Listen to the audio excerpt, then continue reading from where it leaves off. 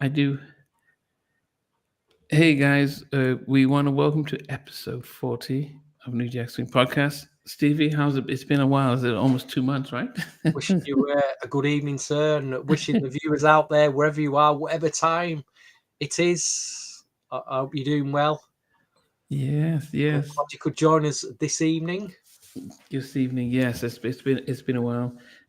People might be wondering about Sheldon. Sheldon is in the midst of writing a book, and so he is going to be joining us on the 22nd until November once he gets the book finished and to these publishers. So we do miss Sheldon, but he will be. He's still part of the crew, but he'll be. We'll be seeing him in 2 weeks' time. But okay, Stevie, how has your summer been? Because it feels like for a long time. Um, it's been an eventful summer. If you're from the UK, it's been quite a turbulent summer in terms of. I know we don't talk about politics on here, but we're now in we've got a new prime minister. Things have changed. You've got to be very careful what you say, especially online, because you also got to be very careful on social media now. In case you tweet certain things, repost certain things, you could face a lengthy prison sentence. Mhm. Uh, Yeah. we've had lots of riots over the summer, looting. We've had all sorts of crazy stuff happen. Like I say, the UK audience know what I'm talking about. Those around the world are probably thinking, "What is going on in the UK?" In a nutshell, it's the issues are to do with diversity and lots of illegal immigrants that continue to come over here. It's causing a lot of problems. But like I say, I don't want to go too much into it because this is your Sunday night comfort food. But it's a turbulent summer. The weather's been all over the place, and it's almost like been a stop-start summer. We had some warm weather, then we had. It's been, like I say, it's been all over the place. Yeah.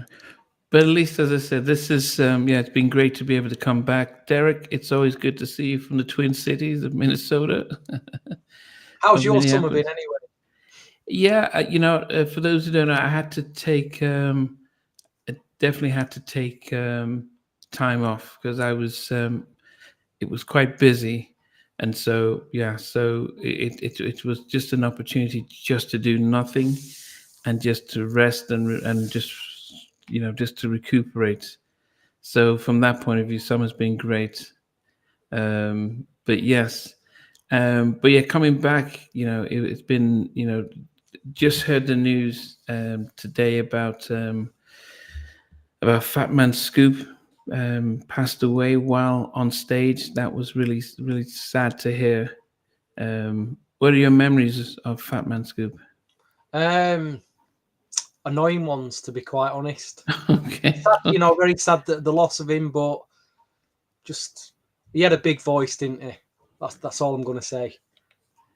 Yeah, I mean, definitely. I think Fat Man Scoop was he was different. He was unique, and but he definitely made a difference um, as an MC.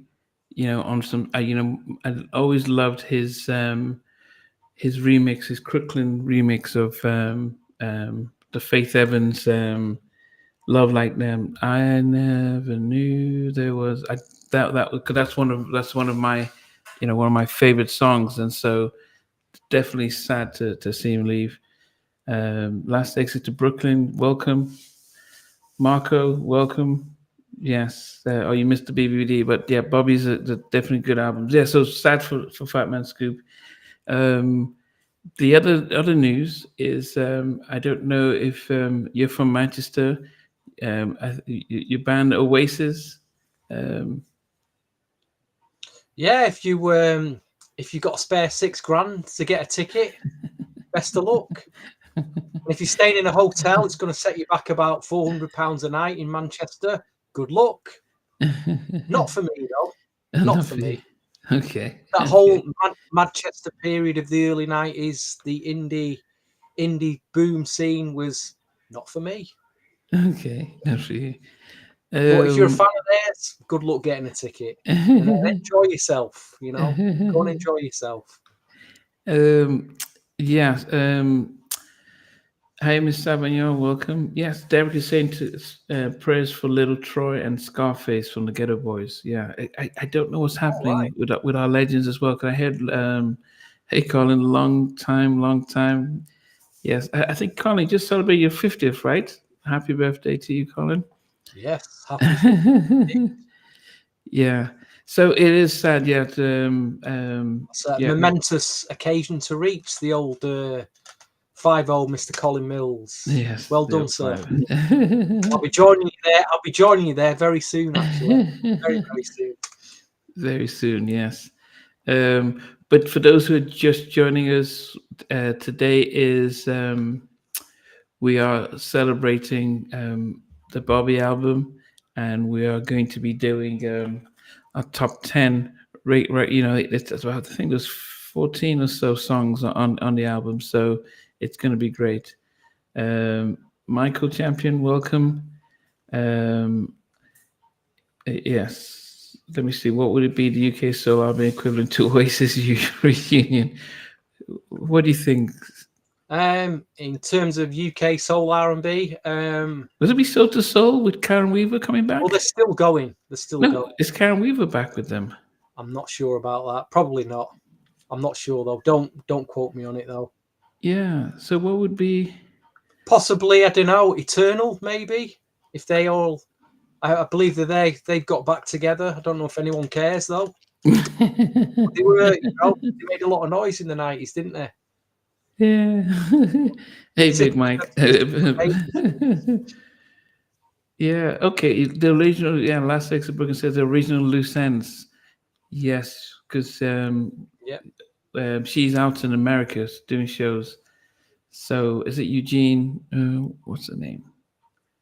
Can't remember now. But if all three of them came back, that would definitely be something big. But I wonder if it will make headlines if all three of them came back and did a tour.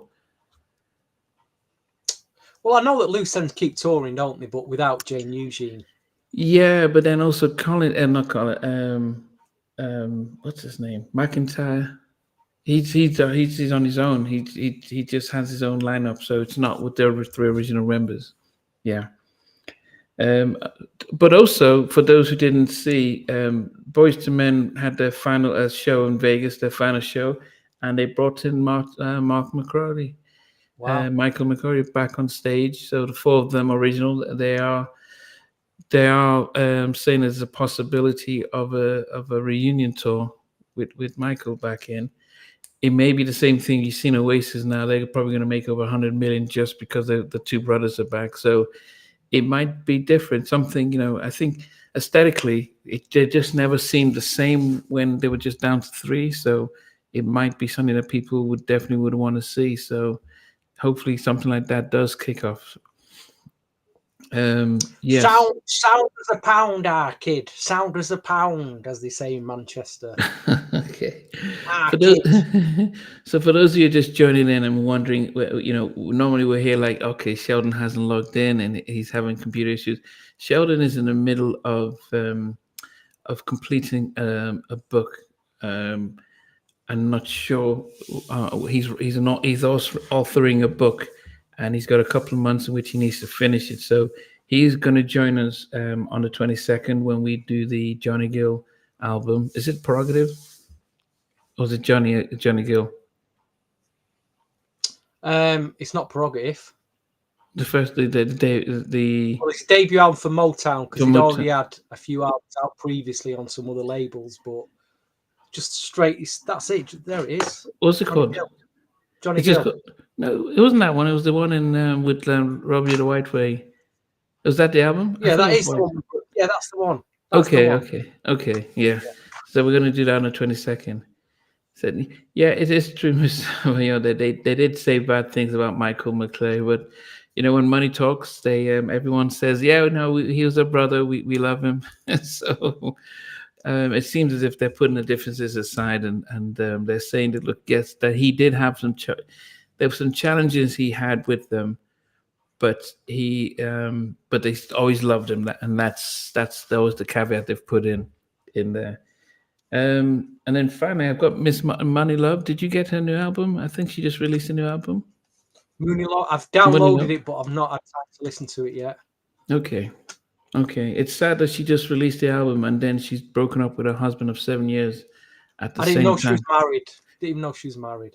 Okay, yeah. Well, I don't think anymore, but I don't know. Sometimes you wonder the timings of a new album and then talks of breakups and whether it's helps with the publicity or sadly if that's I've had a summer off social media, so whatever's going on social media over the last couple of months, I've not got a clue. And I'd recommend to anybody out there on social media who's not took a break, take a break and just see how your life goes and see how you feel about it. yeah. Little tip for you. Yeah, so I did that for 6 weeks and stuff. But anyway, um, so tonight, for those who are joining in, this is the Bobby album.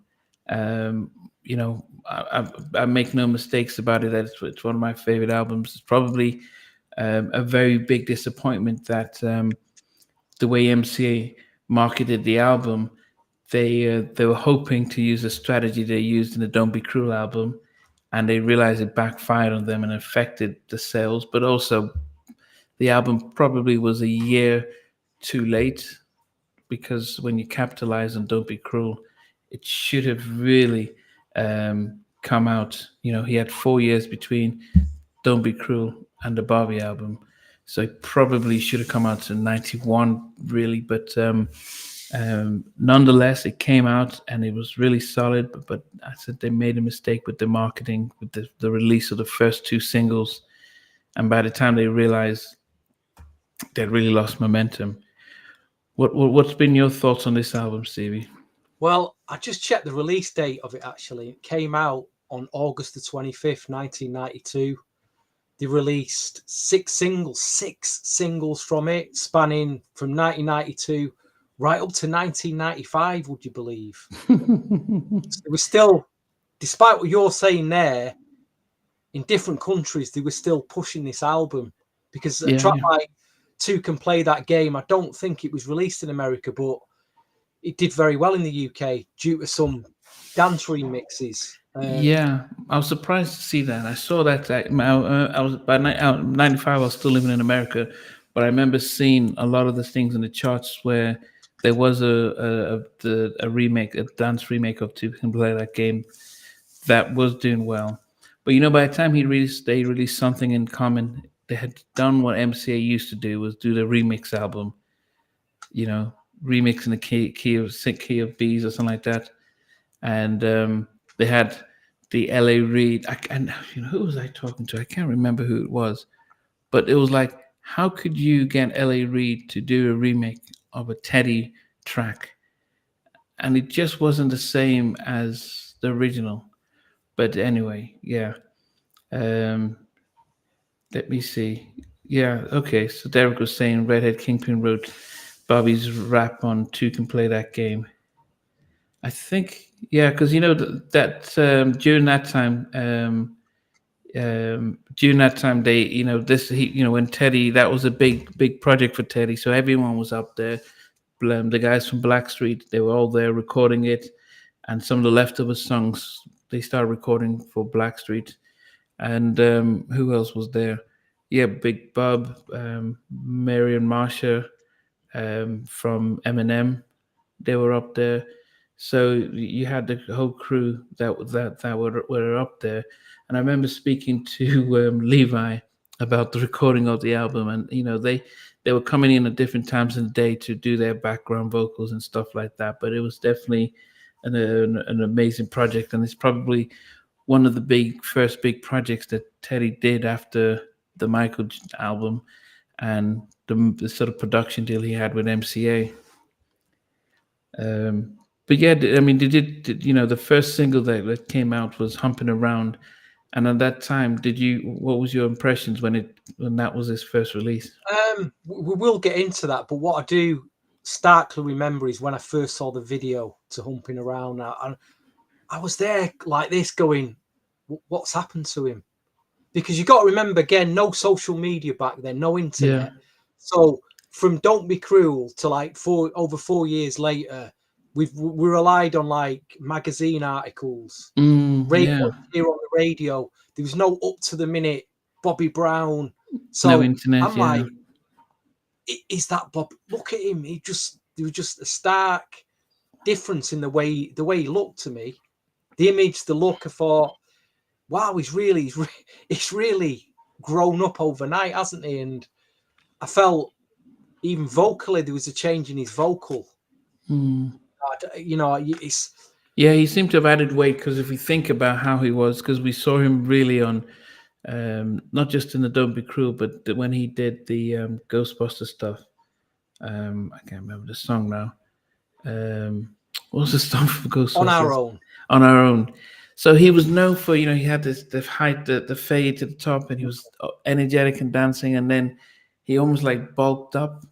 So it was a big contrast Yeah. from the last time we really did see him and stuff. He did put on put on that He weight. went from that fresh spring chicken late teenage look to a man really within that Yeah. 4 year period. I don't know what he'd been up to in them 4 years, but he'd obviously been doing a few things that were. I think you know what I'm talking about. You know Yeah, what but I he mean? also got married to Whitney just Yeah. before the album came out as well, which Teddy, if you ever see the Bobby film, Teddy was saying it's not going to help your career if you just get married because, just before you release an album, still keep that sort of mystique about being let no one realize what's going on. But he didn't. They didn't. They went and got married. So I don't know if that affected the album sales or not. But we'll definitely go into it. Let me just check how many you talking about album sales. Yeah. Right, the Bobby album peaked at #2 on the US Billboard 2 album chart. Spawned 3 major hit singles: "Humping Around," "Getaway," and "Something in Common." It also went #1 in the R&B Billboard Award albums. He received a Grammy nomination for Best R&B Vocal Performance. So he had success with this. Obviously, he weren't as big as "Don't Be Cruel," but Yeah. He he came still off. did have some success with this album. So He he still came broke off probably a of couple of million. he came off of doing selling almost 10 million of the Don't Be Cruel to doing just 2 million of this. So I think the expectation was much, but also during his when the album came out, he couldn't. He had an issue with his heart, so he couldn't. He had to stop Wow. his tour, so he couldn't really promote the album as well. But then again, that was what we were hearing. The official release was he's had cardiac and issues, so that he had to cancel his tour.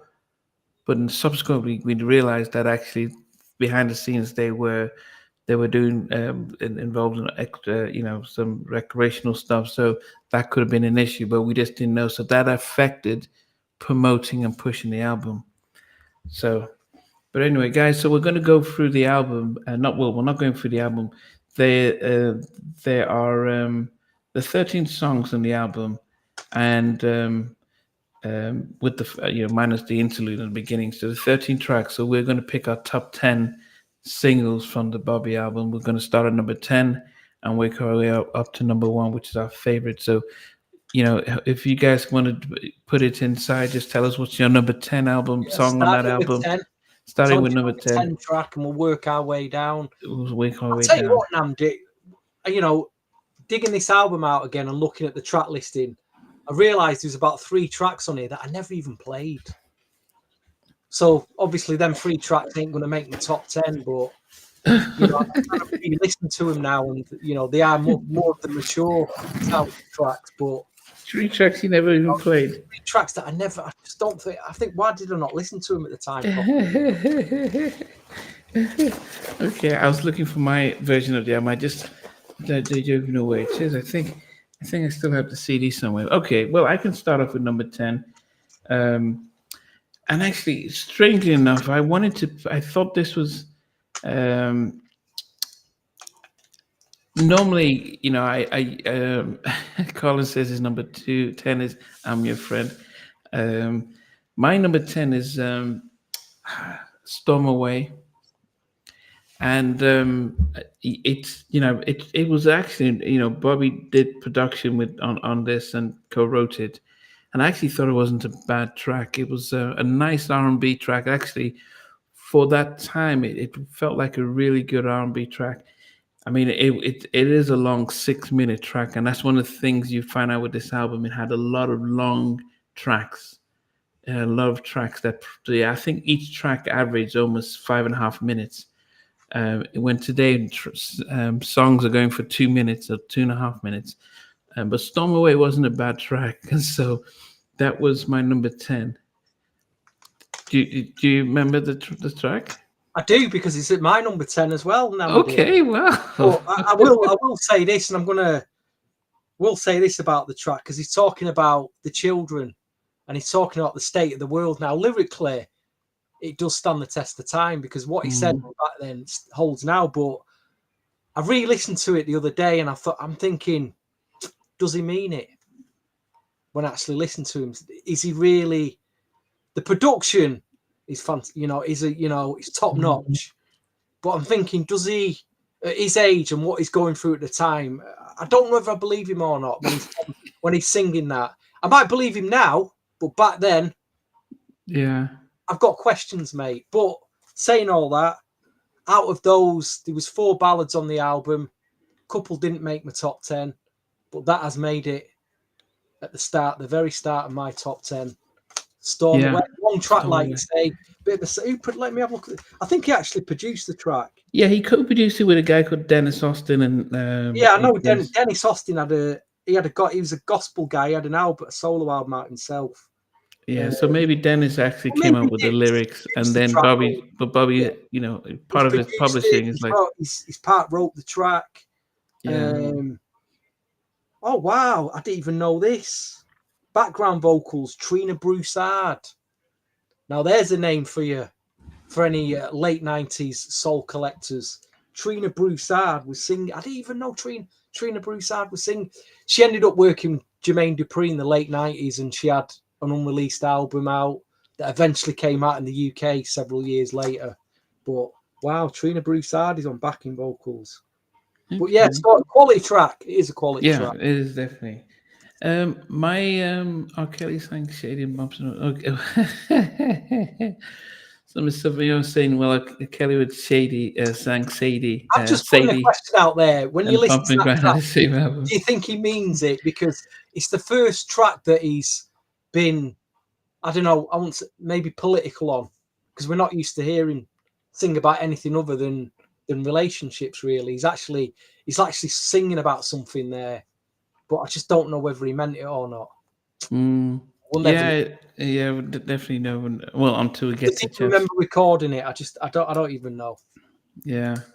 My number 9 is a track that I think it's actually another track that I really love, one of his ballads, and that's "College Girl," Wow. written and produced by DOA Allen. And if you haven't seen the interview with DOA Allen, it's probably one of the best storytellers out there. He's a really fascinating background, and when he talks about writing, producing this track, and he was the bass player for Bobby during one of their extended "Don't Be Cruel" tour, and he tells Bobby he's got a track, and Bobby listens to it, and but it wasn't "College Girl," it was another track that had Whitney on. But yeah, it's so this was DOA Allen's first track that he produced, and Bobby gave him that opportunity and opened the doors for him on this track. But I did like it. I thought it was, as I said, it's a long track as well, because if you think about it, it's about 6 minutes and 5 seconds. So I think now anyone, and the challenges are it doesn't do well for radio, anything that long. The average track should have been 4 minutes, and he's got a 6 minute trial track. But it was definitely a good one, and it was definitely yeah, the whole thing, "College Girl" and stuff. So Yeah, and it was definitely good, good track. I really appreciated it. Hey, what's up, Zach? What about you? What did you think of it, or Uh, what's your? Again, College Girl didn't make my top 10. It's one of those that I kind of least listened to, but I do remember listening to that more than the other two at the time. Again, I think production musically was really quality track. But again, I've just got concerns listening to the lyrics of that track. I mean, I was in when this album came out, I was in college. But if you listen to it, it's like, how old was I? How old was we when we was in college? It was before 18, wasn't it? So again, listen to it now. You're talking about a college girl and what you want Oh to do.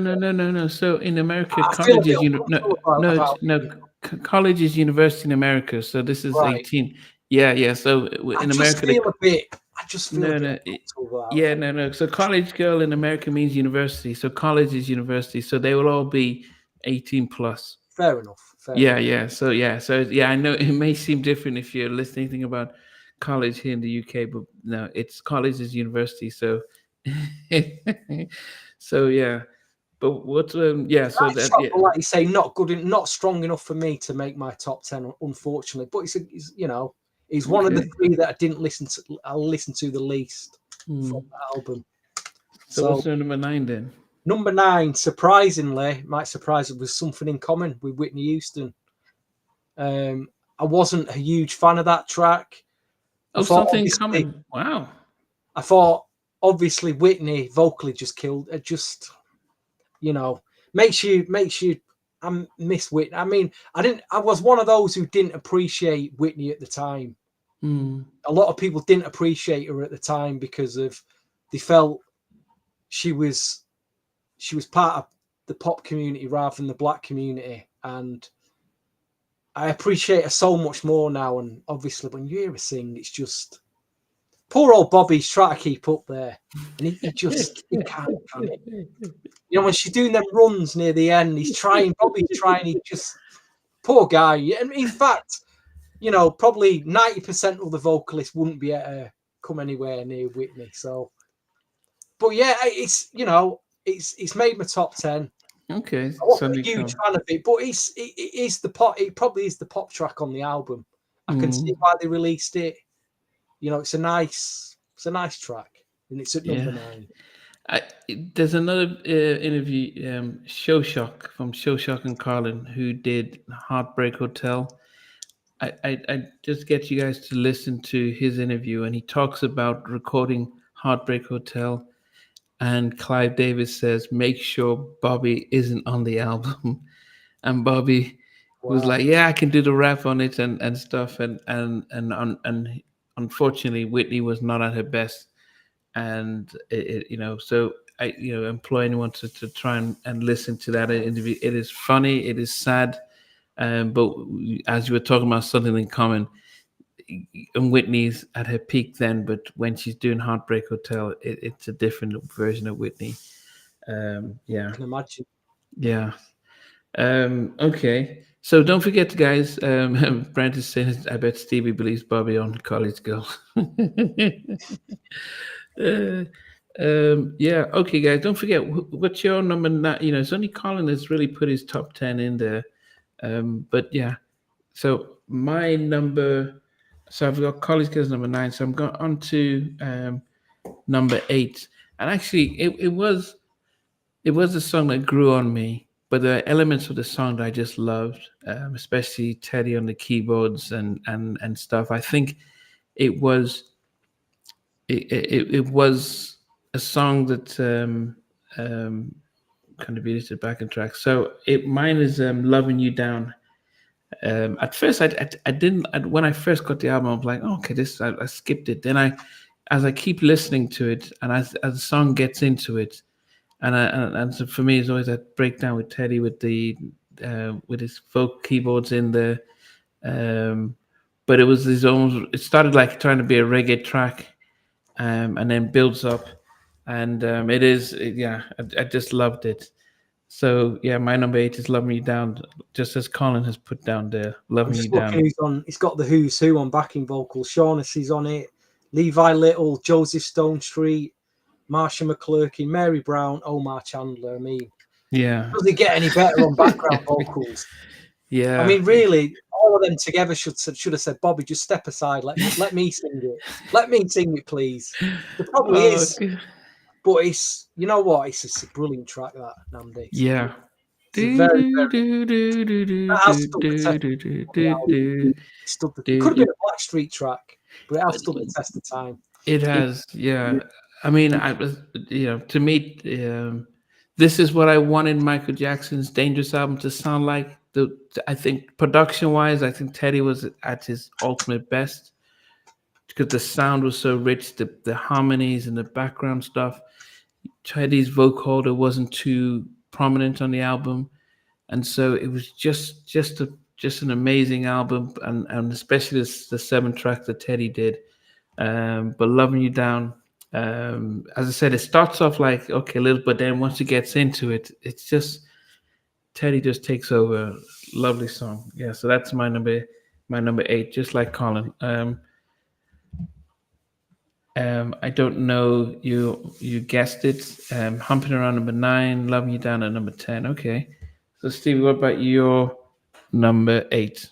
I've gone for one of the singles. I was disappointed with the video. I didn't mind the track though, but I've gone with that is the CD single of Getaway. Dun, dun, dun, dun, dun. Which, Okay. in terms of songs, it's a song that does fit Bobby Brown, really.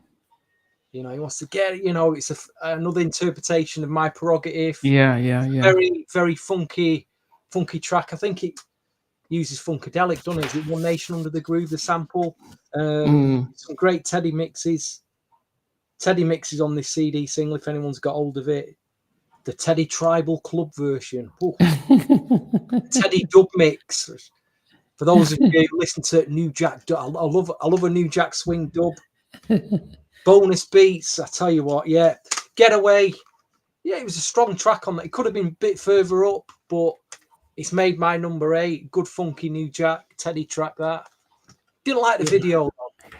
I don't know. The video didn't do it for me. Yeah, you're right about the video. The video wasn't really that good, he was when the it just felt like it was just like it felt like a cheap budget movie. It was wearing the army kit and they're just dancing on the street. I think they could have done something better, maybe almost like a prerogative video. But I didn't think that after the first two singles that should have been the third single. I think there were stronger songs that could have come out. But I think it as I said, there was some. Yeah, it was a good track. Okay. Someone else says One More Night at number 8. Goodness gracious. Let me just have a look at the stats for that track. It was released in January 1993. Getaway. January the 5th. It was. Yeah, it was. I remember that beginning of the year. And it was because after Good Enough. Yeah, they put spaces between the release of the singles because Humping Around came out in July, and it's a big long time before Good Enough comes out, and then Getaway. That's the way Love It to the End. Okay, so my number 7 is a track that took a while to grow on me, and that's Humping Around. Wow. It's I'm even surprised it got that high up. I'm even surprised it got that high up. It should have. I probably could have been number 8, but I think there was maybe because I knew it was not a Teddy production, I was probably disappointed. If I wasn't, maybe, and I think that's the bias. I'm like, how could they have LA and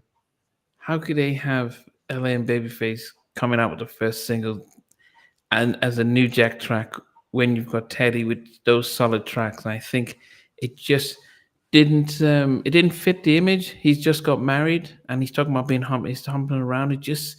And that's the whole. It just didn't seem to work out. But it wasn't it was an okay track, But because it was the first single, it got a lot of airplay, and I think that's what makes it a little stands out because it was the first single and they pushed it. But if he had pushed out some other tracks on the album first, which were much stronger and better, it would have done the same thing. But hey ho, I that's thought you've left that out of your top 10, to be quite honest. I'm surprised it's in your top 10. I didn't think you'd like that one much. yeah. I mean, as I said, it's not, it wasn't too, it's not too bad. It's not great, but if I'm going top 10, and if I'm thinking what else I've left out, yeah, Colin put Good Enough at number 7, and you put College Girl number 8. So what's your 7? Number 7, like you were saying before, it took a while for this track to grow on me, but I'm realizing now it is a superb track. I mean, very melodic, flowing track. I mean, I could even hear TLC singing. It sounds like a TLC track as well. The production reminds me of Damien Dame as well, their first album. But Good Enough, the LA and Babyface track, it's super. Again, it's stood the test of time. But at the time, I just didn't appreciate it, and that's why it's at number 7. I appreciate it more now. It could be further up, but like I say, there was remixes of it as well. There was some like Jeep beat mixes that I've got on a CD. I can't find a CD single, but yeah, what an again, I just, it's a very underappreciated track. That, let me just go. When was that released? Good Enough. That was That October was released in 92. October 1992. You know, Yeah. but that track itself is more. It fits in more with the Don't Be Cruel album. You know, it's a bit of the feel good vibe of that track. You know, so but it's made number 7. Could be a lot further up though, because it is a really strong song. Yeah, But very underrated song. Yeah, maybe my Teddy bias. He didn't make my top 10. That's how much I just. Oh just my it gosh. didn't make my top 10. That's how much. It didn't make the top It 10. did not make my top 10. In Wow. fact, I was Fair lucky enough. Humping Around got in there. It's just because, for me, I couldn't understand Listen to why. it again. You might appreciate more now. I think you'll appreciate I, more now. as I said, it's maybe the Teddy bias, but I couldn't understand why those 2 tracks, which were not the strongest on the album, were the first 2 to come out. And of course, they were trying to do "Don't Be Cruel," and I can't remember I'm trying to remember of the "Don't Be Cruel" album. Yeah, it was "Don't Be Cruel." Even My Prerogative was the second track, so I don't know why they decided let's just do 2 LA and Babyface tracks. But no, it's yeah. So unfortunately, I didn't make. I thought it was an okay track, but it was like this. He's gone from Humping Around to Good Enough. The vibe didn't work. That makes sense and stuff. Okay, but yeah, that's okay. That was good enough for you. Was number 7. Somebody else says something come for number 7. Um, my number 6 is actually Something in Common. Um, I, I didn't. I think I didn't like the. It's almost like a flute he used for the little chorus stuff. But I think, as you said, they wanted to make it poppy because that's that was not like a Teddy R&B New Jack stuff. But I think with what Whitney on it, they wanted to make it as accessible and as poppy.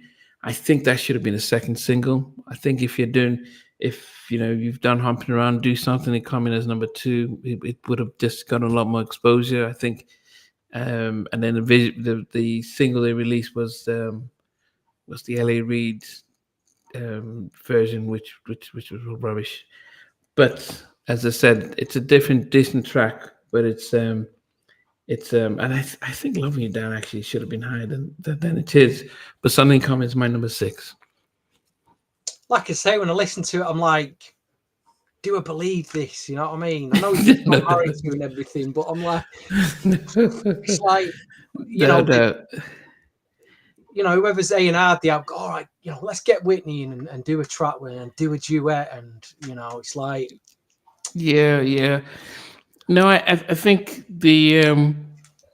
That's Lou Sowell Jr. He admitted that he made mistakes with the promotion of the album, and he takes the heat off of that. But yeah, I yeah, I think there are two ways to do it. If you're like, okay, you've just married the woman who has just done "I Would Always Love You," and you want to showcase that actually, this is a power couple. You come out with that single. Beyonce and Jay-Z did the Bonnie and Clyde, and they've done "Dangerous in Love," where there's like you take advantage of that. Um, so you either put that as the first single and then you start to do other things, or All you right, know, answer me this then. Out of 1 to 10, how do you rate the song? As a song, what do you give it out of 10? I'll give it a 7 because it's a Teddy production. I'll give it And a 5. There you go. yeah, well, see, I'll for give it a me, 5. I just thought it was so average as a song, but that's my opinion. yeah, yeah, as I said, because I think there's a massive buy. I mean, there's a time actually, most of the times I only just listen to the 7 Teddy tracks. I mean, recently I've said let me give everyone else a try, but that was all I would do. I'll start at number 2, track 2, and then skip. No, not track 2. Track 3, and then I'll skip good enough, and I'll skip pretty little girl, and then I'll keep listening to. Then once I get to, I'll stop at college girl, and that was how it used to be. So now at least I'm giving everyone else an opportunity. Yeah. So that was something coming my number 6. Colin had Fair humping enough. around at number 6. Okay, what's your number 6? Again, it's a track that could have been higher up, but I do believe vocally this is his strongest track on the album. When I listen to him sing on this track, I believe him. He's putting a lot of energy. I can really, really feel him singing on and it is the only issue. I'm slightly bored of it though, saying all that, but it could have been higher up. It is a solid track. It was a single. I didn't like the remixes. I still prefer the album mix, but even though I'm slightly bored of it, I just thought that the remixes were overproduced. The remixes were done by 3 boys from Newark, and they just put so much into it that it's made my number 6. That's the way love goes. Wow. But I think vocally, that is the performance he puts on that. He was having a good day or a good evening. He was having a Okay. good day that Um, day when he sang because he really put the effort in. And yeah. So that was I could co-produced really by feel that one. Dimitri Ship. He co-produced and sort of yeah with Arkale from Rex and Effect. I actually thought that was a stronger track than Humping Around to me. Especially at this time Rex and Effect had just done Rump Shaker. How do you not same MCA capitalize on the fact that Rump Shaker was such a massive hit? You just capitalize on that and just do Bobby Brown featuring Rex and Effect. Joseph Dolce background vocals save some of the Bobby's horrible singing. If Oof, Levi, it's good, he's fair play. I made a video for the making of Bobby Brown's the Bobby album, and this was based on interviews from those who were there. So Levi, who else was there? Um, Sprague was co-producing on the album, but Levi was singing on it. I can't remember who else. I think Mucha was there, but they all gave their they all spoke about the making of the album. But yes, it was from those sessions. Levi was saying, yeah, from the sessions that Bobby was the first person he saw, drinking and coming with with liquor, with some during the recording sessions and stuff. So yeah, but he still managed to pull it off, and Teddy knew how to get him. But Teddy has said in subsequent interviews that they argued a lot in making that album. It's probably partially why they probably. I wonder. Apart from the fact that Teddy was angry that his singles weren't the first to be released, but he probably just thought it's maybe that's what caused him not to work with them anymore. Okay, so you had two can play. You had which one? That's the way love is. Sorry, I've got. So it's a big moth entered my house again. Just kill this. So Oh, Stevie's number six was "That's the way love is." That's the way love is. um, my number five oh, is we're at top five already. we're not top five already. Wow. My number five is I gotta get away. I Wow, gotta it get made me number away. five, did it? Did it do? I mean, actually, when you start, if you know, video side, it is like it is a real really funky track. Wow, Collins killed number five. Wow. Dear will love you for that one. Yeah, I loved. Yeah, as I said, unfortunately, it was such the video and the song are so linked that if I listen to it, I always see the video. And as I said, the video just felt like some budget movie because it was like on an empty street and then just a few of them doing their doing their dance, and he wasn't the Bobby that used to do with heart and soul and just so it did feel yeah. And I think his weight, he just yeah. I remember I think I'd come to the UK for the holiday, and they mentioned that he was having heart issues and stuff, so they had to cancel a lot of his promotion for it, and that's when Getaway had just come out. So yeah, but yeah, Getaway was yeah my number five. Okay, what's your number five? It's interesting because I feel like we're being very. I don't know if we're being a bit coming across too critical of this album. I will say though that I still 30 odd years on, I still play this album a lot. You know, Oh it's yeah, still yeah. one of like you say, still one of my favourite albums. This, even though we're being kind of critical of it, but we're just being honest. Got to be honest, you know. Yeah, yeah, no, So definitely.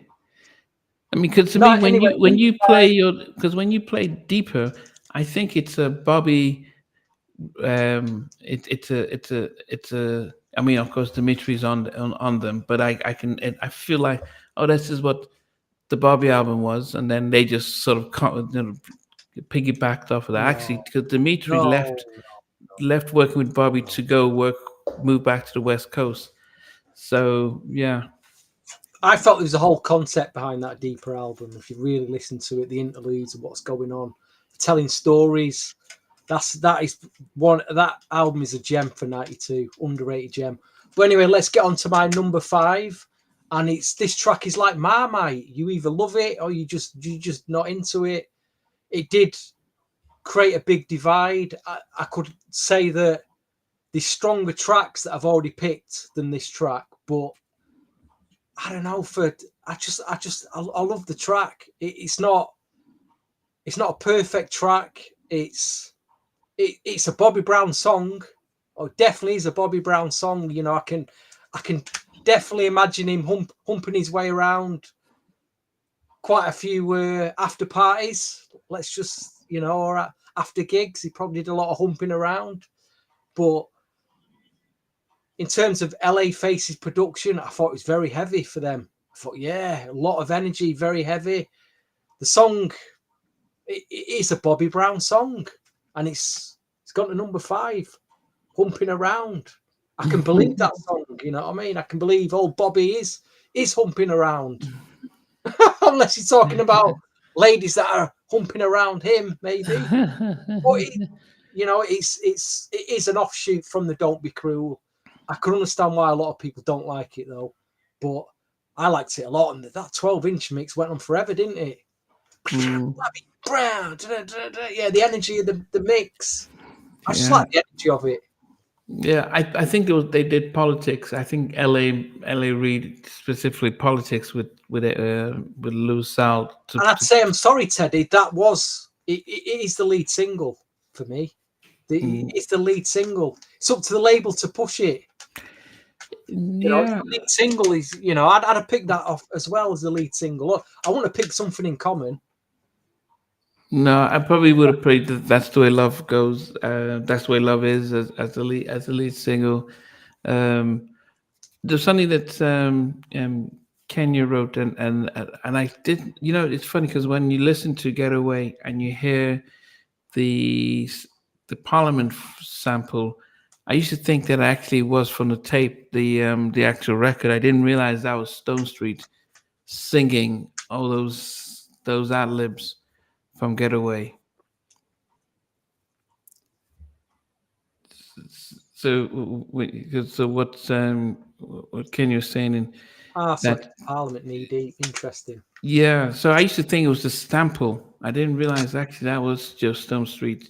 And everyone talks about how he's probably one of the greatest vocalists that just never got on the unfortunate side of things. But yeah, okay, that you got humping around as your number five. Um, my number four is I'm always wondering if this should even be if this should be higher. But two can play that game. Yes. Two can play that game. You know what I'm talking about, Ted? Yep. Busted. Yep.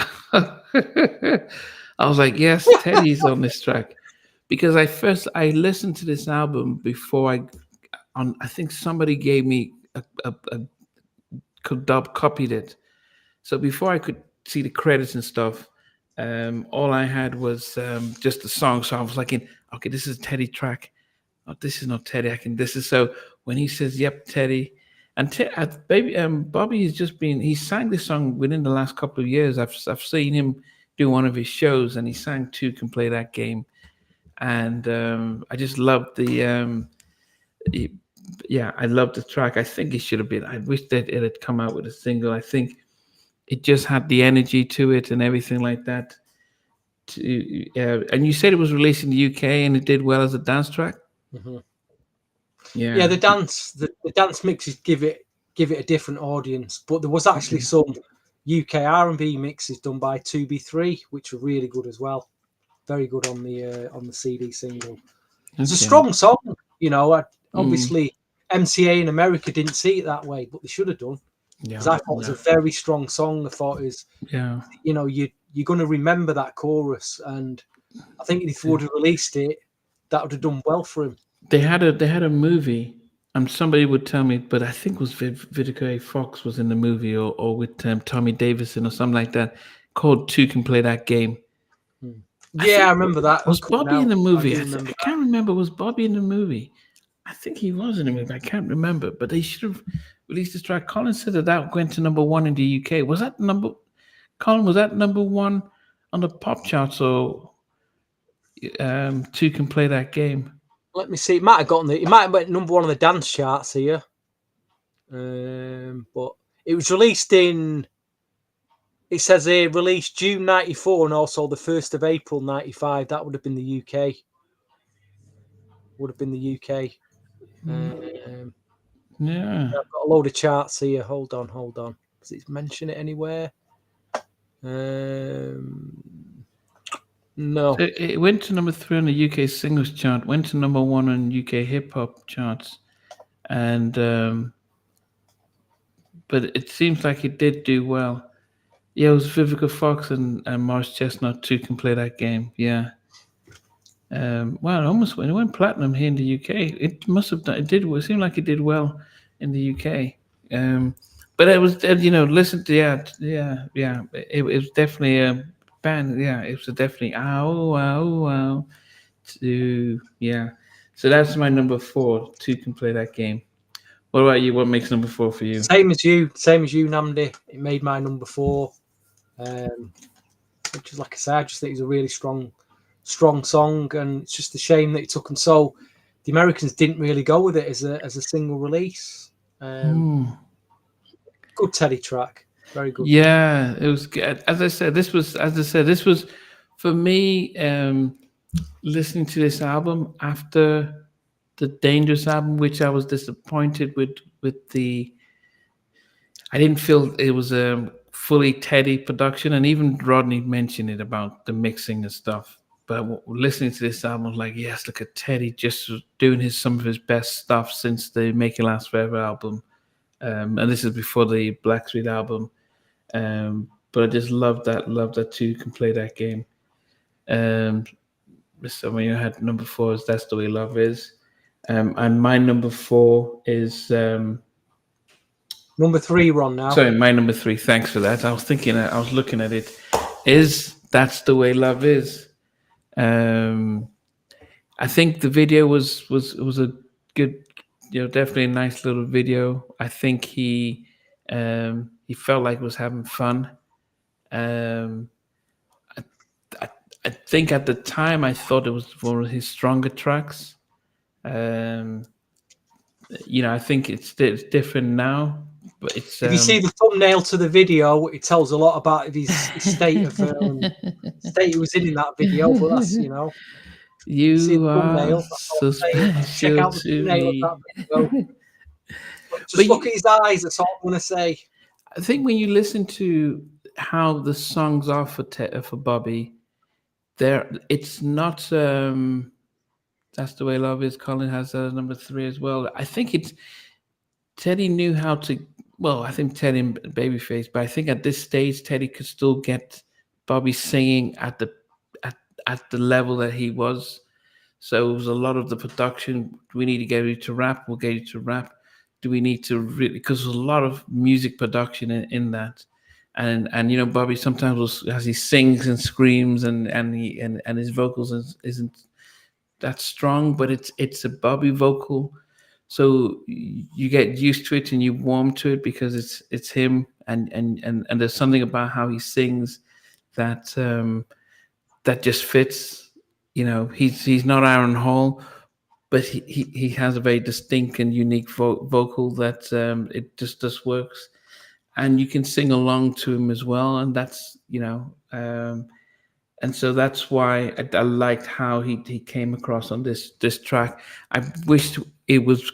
I wished he had done this before Getaway. I think the video and the vibe would have been better than Getaway, and Good Enough, and even Humping Around. But yeah, That's the Way Love Is my number three. Yeah, like I say, he's vocal on that. Amazing. My number 3 is Loving You Down. Oh, More wow. about the genius of Teddy on this track, though.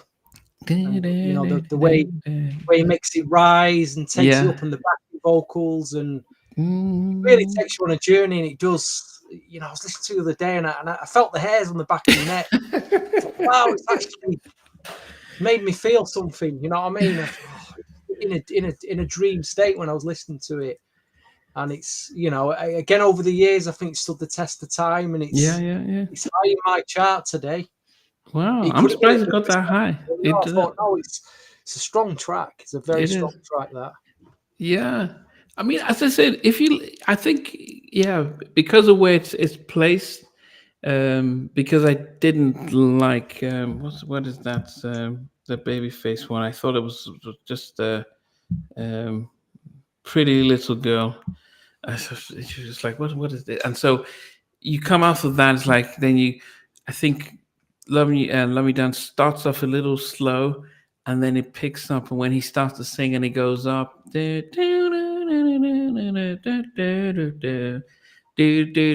Teddy's playing the keyboard stuff, and then he brings that in there and stuff, and I'm like, okay.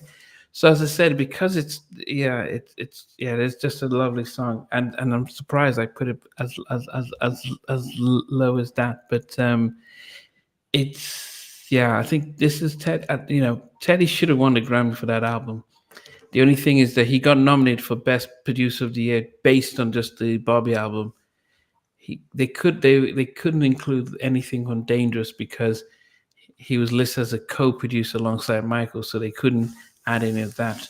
But at that time, he had done the Bobby album, he had done Rex and Effects, and he did the Dangerous album just within a span of 12 months.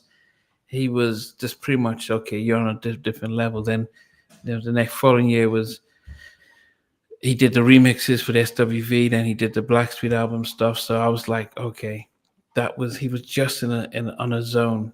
But yeah, Loving You Down, beautiful track. Marco says the vocals on Love You Down. Yeah, it's the vocals. Yeah. But as I said, some of the production there, I don't know. I wonder if Aaron had sang it. I don't think it would fit because I just feel like these songs were really tailored for Bobby because a powerful vocalist I don't know what they would it have overshadowed the music of the song. Any thoughts? If you had Um, Aaron Hall singing "Loving You Down," I'm just thinking who's on backing vocals. You got Lee Drakeford on backing vocal. Let me just see who's on backing that's vocal. Bob Big Bob. So Big Bob's on backing vocals. You got Mr. Joseph Stone Street, Omar Chandler. You got the girls from Abstract. You got Shaughnessy, Levi Little. I mean, how would it have sounded if Dave Hollister sang it? Sung it? I don't know. Yeah, but think about it. I mean, people. If Omar It could have been a Chandler's, Blackstreet track. It could have, it could have been a Blackstreet track. yeah, Quite yeah. easily. But then, as I said, it was when making this stuff. But Omar Chandler, he was the one who said "Joy and Pain" Hmm. for Rob Bass. Yeah, Hmm. he was in that group. He was in an original group with Jackie and Teddy, and sadly passed before everyone. Sadly passed. Marcus says Aaron would have messed it up. It's Yeah, he strange. could have possibly oversung. He could have Oversang oversung it. it. Yeah, Yeah, possibly. oversang. Don't know. And that's probably what people love about Bobby is that he just does his stuff. He's not, like a Johnny Gill would come in and woo and stuff like that. Bobby just keeps it simple. And I think Ricky's like that as well, just not too much. And I think that's why they get loved. So yeah, okay, that's a good one. So what are we at number 2 then? Hmm. Um, yeah. So I remember speaking to Dimitri Ship about this track, and I said, "Who did the?" Because he co-produced this track, and I said, "Who did the keyboards part?" And he says, "No, that was the Grandmaster. Teddy managed that." And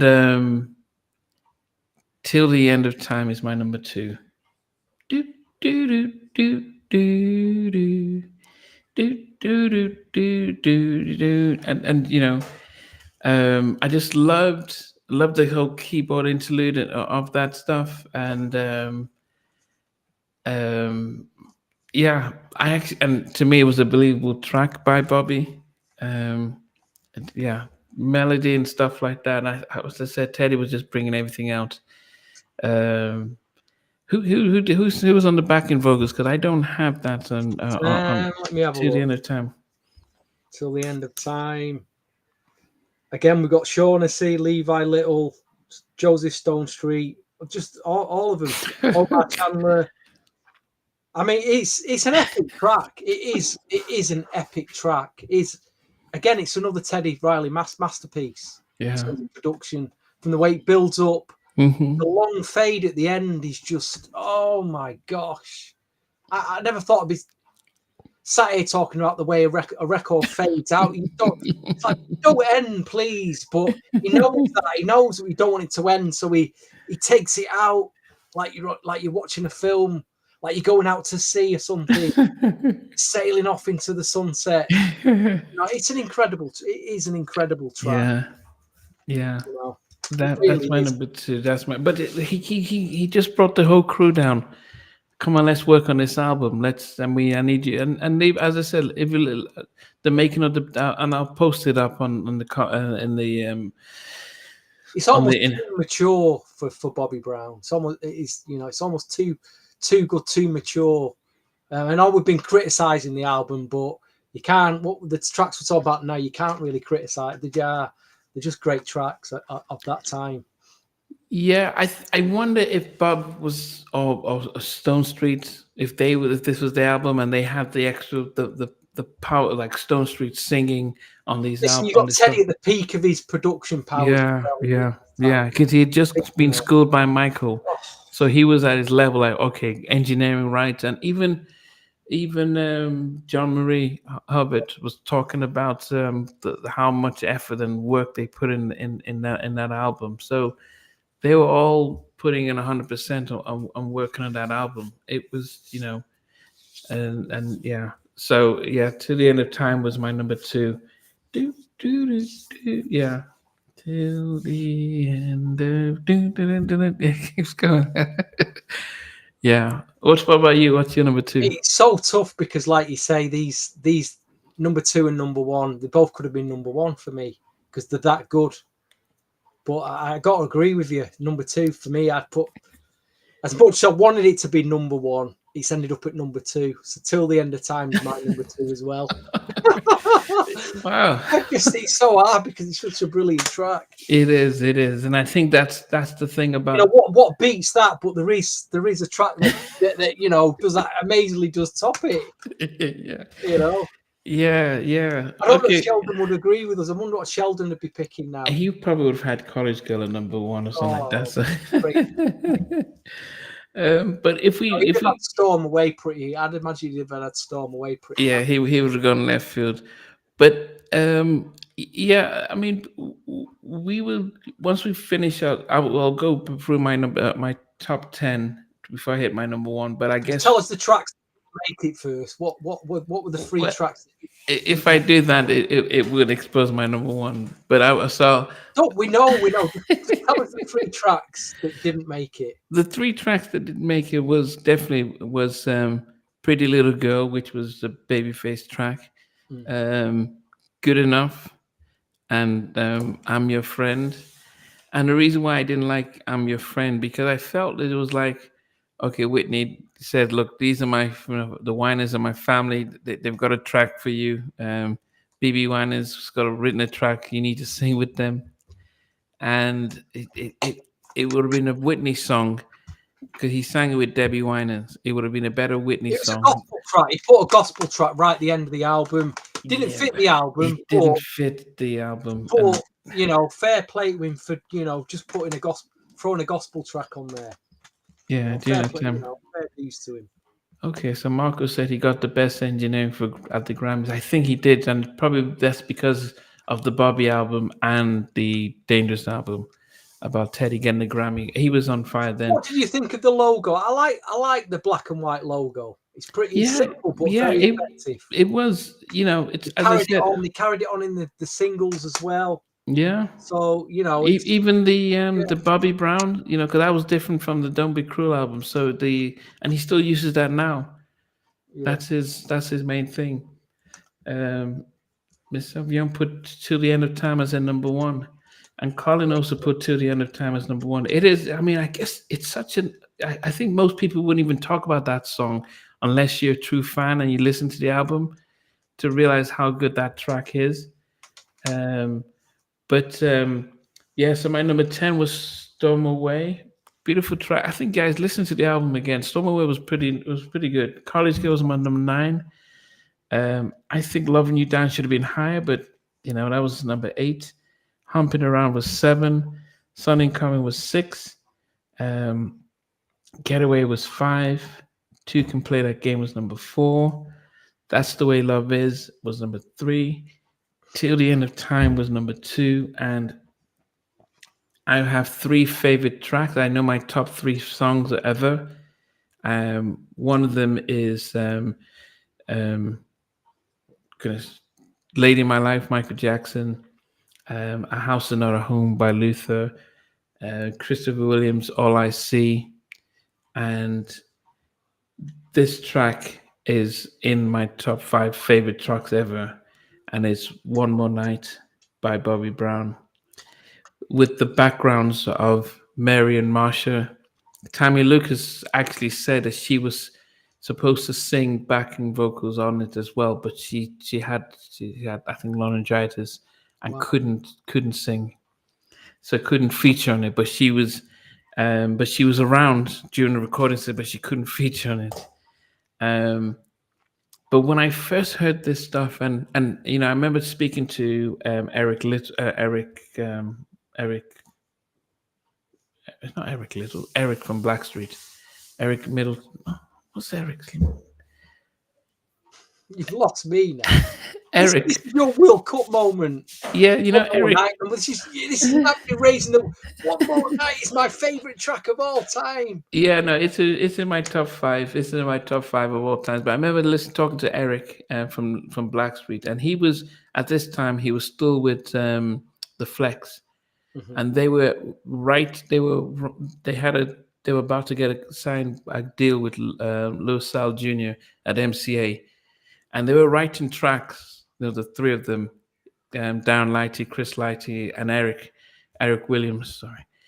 And then he was saying, "Yeah, Lowell, this is the similar to our track." And he says, "Okay, you guys, let me play you something that Teddy's working on for the Bobby album." And he played One More Night. And Eric says he had never. He's that they just said, "Oh, that Teddy was on another level. That the breakdown, the whole thing, the way he said it was just something that was like they were listening to this. He said, how is this possible? The harmonies on that, um, just the amazing stuff. I think if it wasn't a 6 minute track, that should have been a major single. And it just goes this way. Dun, dun, dun, dun, dun, dun. Oh goodness, it was almost mind blowing how Teddy just did that track. And it just fits Bobby, and he's one of those songs that he's begging, and it fits him. It feels as if he's messed up and he's trying to say I'm sorry, which it's believable kind of thing. Like, yeah, he's messed up and he's trying to beg her back. Please give me one more chance. I'll make sure I'll make it right. And then you have this female that he just turned up the female vocals on that. So it's almost as if, yeah, it is. Yeah, I can't say too much enough about it. But everyone I talk to about it, whether it's John Marie who engineered it, they always say the same, that it's probably one of the best tracks they've worked on. And it's just a timeless track. Listen to it now, it still sounds like it's just brand new. So that's definitely my number one track on the Bobby album. Wow. Nnamdi's World Cup moment. There. Yeah, well, he's really out there. He's really pulled that one out. And you know what? I'm not even going to go. I'm gonna keep it low key because that's your moment, man, and I respect that. And I'm not even gonna try and top that like I normally do. I always pull a story out or some dramatic thing, but not tonight. So anyway, the three tracks that I left out were College Girl, Pretty Little Girl. I was listening to the other day and I thought, I like the production. I'm thinking, why didn't I play that track more? But maybe it's the song, but just didn't stick with me. I'm Your Friend, like you say, is a nice gospel track to end the album. There's a lot stronger gospel coming out of that. I remember the likes of Helen Baylor, and there was so much good gospel around at the moment at that time. But it was nice, but not a killer. But anyway, Storm Away made my number 10, followed by number 9, Something in Common. Then it was Getaway. Then it was Good Enough. Listen, I tell you, Good Enough. Listen to it again. Number 6, That's the Way It Goes. Number 5, Humping Around. Number 4, Two Can Play That Game. Number 3, Loving You Down. Number 2, Till the End of Time. Number 1, well, we've been 1 hour and 12, now come up to 1 hour and 13 minutes on the podcast. I think we should get that jet plane fired up and sail and shoot off now, Nnamdi. I think we've given him a good hour and 15 minutes tonight. It's been great seeing a lot of you back with us tonight. We've just come off the summer pre-season. We're just getting back into the swing of things for upcoming podcasts. We've got Basic Black next week with hopefully Mucho joining us. Like I say, I'm not going to take Nnamdi's moment, moment away from you're really good at it. But my number 1 is One More Night. I can't disagree with you on that. It's an epic track. That's all I'm going to say, folks. Like I say, Bobby Brown, 3rd album, fantastic album. Every New Jack Swing, we know every New Jack collector's got this in their collection. We know you love it. We hope you've enjoyed the podcast, and thank you for listening. So wait. It is on Stevie like to pass up, give us a story about walking into a record store and an album fell on his head. This album summed up my college year. I was in college at the time, and I played it all the way through college. When I get to autumn, I always pull this album out. It just reminds me of autumn as well. It's an autumn album. I pull my Troop album out. Those are the albums that I pull out in the autumn because I remember them coming out then. What I didn't realise in 1992 was once I bought this album, New Jack was coming to an end. I didn't realise then in that year. Mary J. Blige had come out, and things were taking a whole different direction for R&B. You know, it's a shame what, you know, with hindsight, you see it all now, but at the time, you just don't realise it, you know. But we had 5 solid years of New Jack, Yeah. 87 to 92. Obviously, there was New Jack in 93, but we know that them 5 years are the main years, and we got, you know, got something special there from it. Did you ever listen to any songs on Mystical Magic? Again, it's a phantom album. I know there's been a lot of comments about that tonight, but Mm. all we've heard is there was two tracks he didn't release that he performed in live shows that should have been on that album. It's, I don't know, they were scheduled to put out an album, but he was touring so much that they just didn't have time to do it, did they? Oh, but you've because as a fan, you never listened, you never heard any of the released tracks on that album. Well, that was it. Tap Into My Heart was one of them. Someone's just listed it. Yeah, I saw that on him when he You know, performed that. But you've never listened. yeah, that's a good track. You've never listened I don't. to. Does it exist? I've never seen it. Okay. Doesn't, you know? There's a lot of YouTube speculation about it, but someone showed me a cassette demo of it with a track list. It doesn't exist. It's a myth at the moment. It probably was due to come out, but at the moment it's still a myth. Yeah. Okay. So as Stevie said, yeah, we've been away for 6-7 weeks. Sheldon will be back on the 22nd when we do the Johnny Gill album. But next week, I will say this: what album we should do, following on from this, is the New Kids on the Block album, the NKTOB album, because I need to send it you, Nnamdi, because it just, you know, if you love this, you'll like that album. We need to do that. Very underrated album for 93, 92, 93. Okay. Very underrated. Some very good Teddy tracks on that. Yeah, we'll listen to that. But next week, so Sheldon's not going to be back until the 22nd. But next week, we're doing the Basic Black album. That's their debut album on Motown. They were signed to GR Production. They were rumored to be the guys taking over from Guy when Guy left Gene, and then he said they're going to, but Mucho Scott, who was with Basic Black, and he was actually after Basic Black broke up, he went on with Teddy. He did Rump Shake. No, he didn't do Rump Shake. He did Roughneck.